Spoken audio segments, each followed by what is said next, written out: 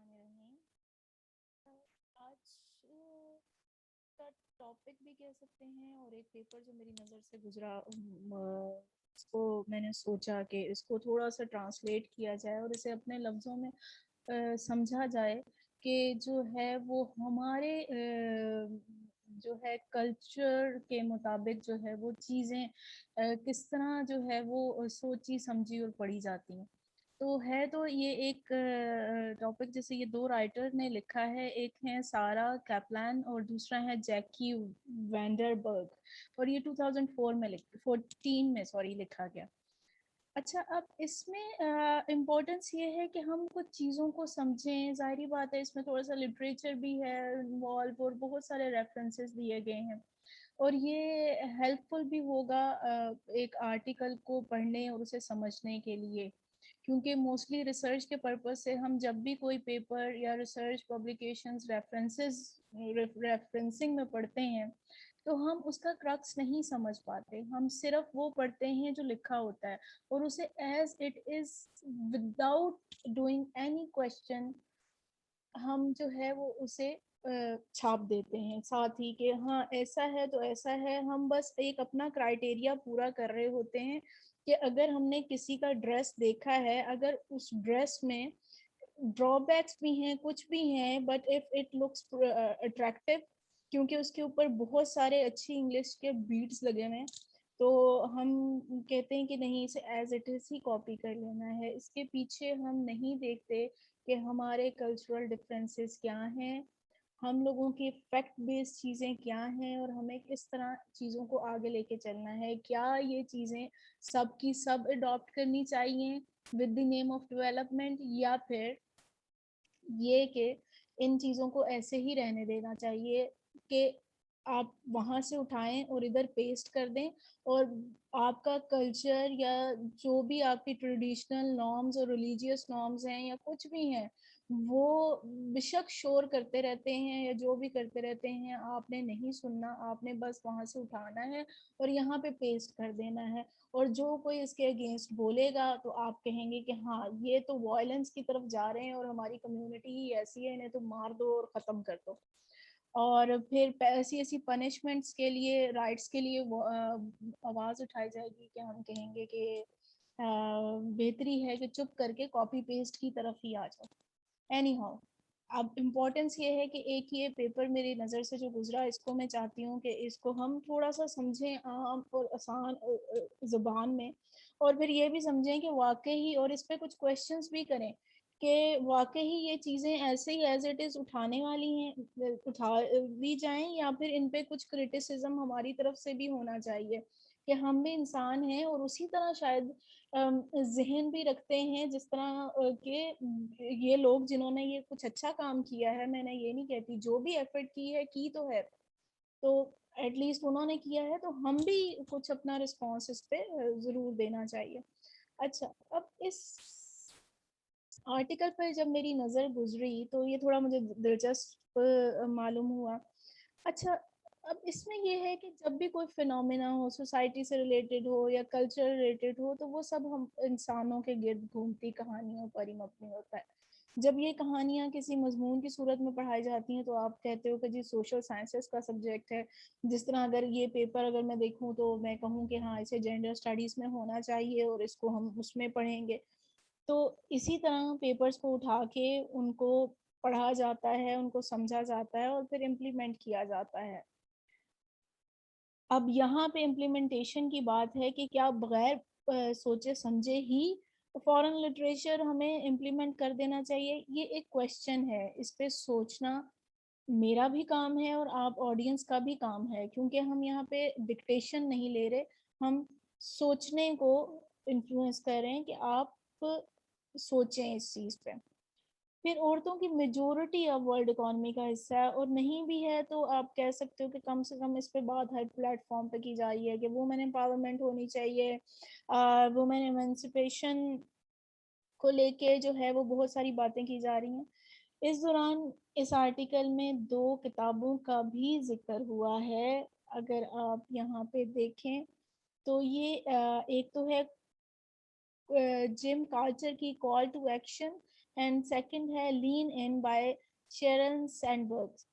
अब इन किताबों को भी पढ़ना ज़रूरी है, क्योंकि आप जब देखते हैं तो आपको थोड़ी सी ब्रीफ हिस्ट्री का पता चलता है।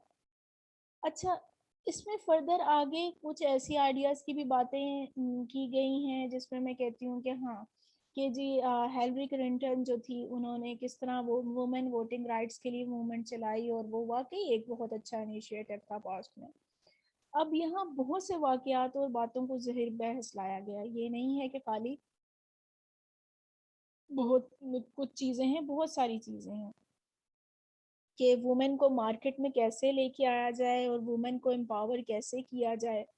अब यहाँ पे मेरा क्वेश्चन ये है कि एम्पावरमेंट को खाली जो है वो एक मार्केट इकोनॉमी या इंडस्ट्रियलाइजेशन से ही क्यों एसोसिएट किया जाता है? क्या एम्पावरमेंट सिर्फ घर में या सोसाइटी में उसी के पास है जो एक अच्छा स्टेटस सोसाइटी में रखता है, और जो है जो अच्छे कपड़े पहनता है, या फिर जो जिसके पास बहुत सारा पैसा है?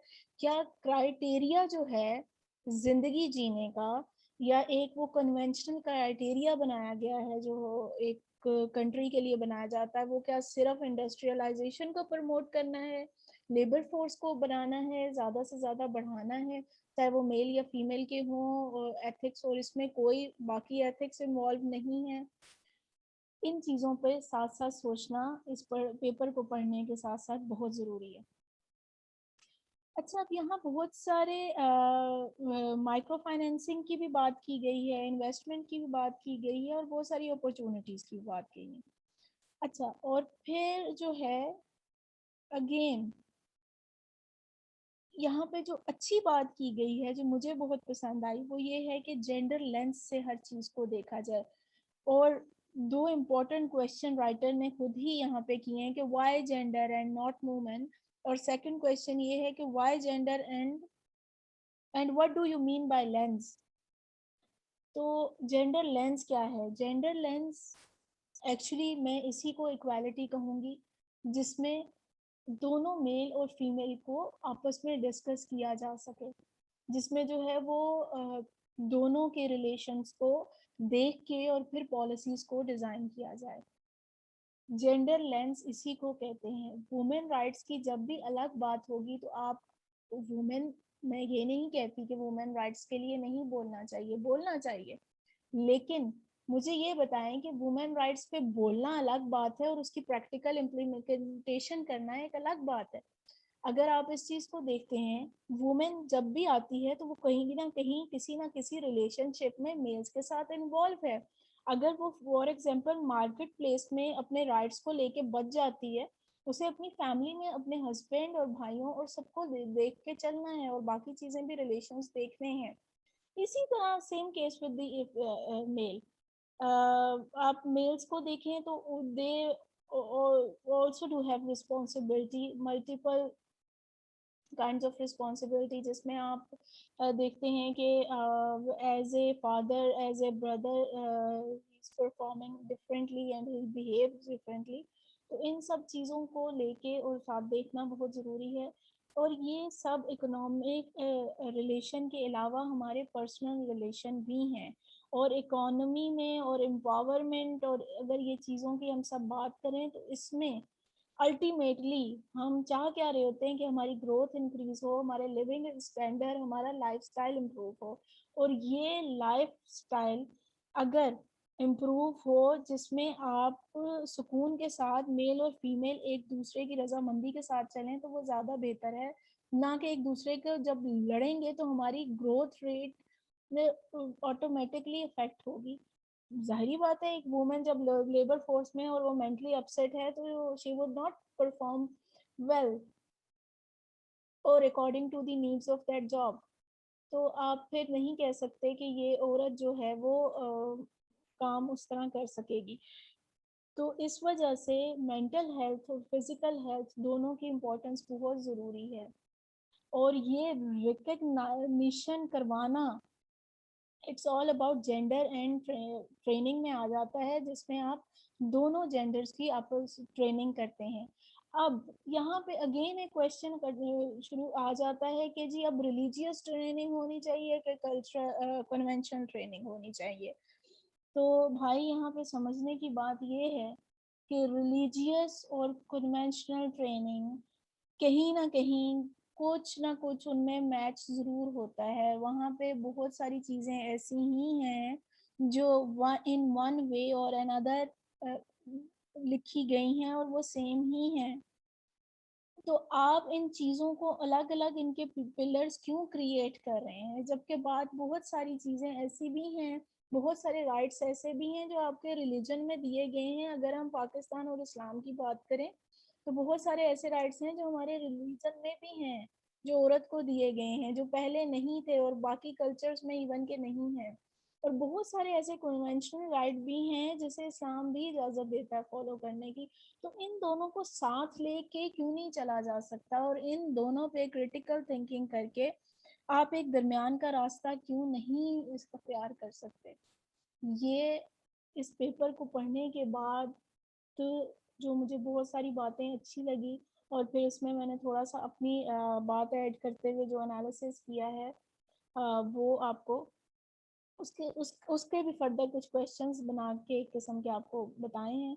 बाकी आप भी इस पे बेहतर सोच सकते हैं और इस पे को इम्प्लीमेंटेशन की तरफ हम फर्दर लेके जा सकते हैं। Thank you so much.